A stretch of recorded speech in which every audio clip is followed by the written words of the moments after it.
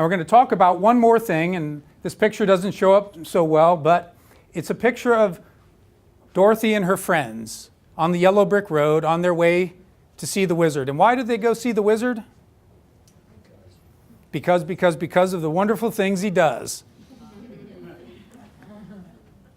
This word is very powerful in terms of helping you get somebody to do what you're asking them to do. There was a study that was done at a photocopy shop. So quite a while ago when you had to go to a photocopy shop to make a photocopy. And there's a line of people and somebody would come up to the front and say, "Excuse me, may I go ahead of you? I have copies to make." 60% of the people did say yes to that, even though they're all standing there to make copies. And then they repeat the study the next day and somebody goes up and says, "Excuse me, could I go ahead of you because I'm in a rush?" 94% of those people said, "Sure, go ahead." So they want to try it one more time.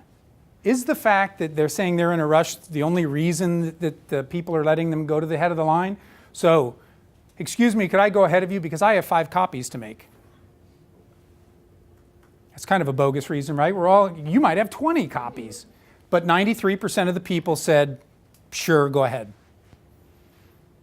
The social psychologists have a theory about why this happens. So let's go back to childhood. And mom or dad came by and said, "Clean your room." And you said, "Why?" What was the response? Because I told you to, because I said so, right?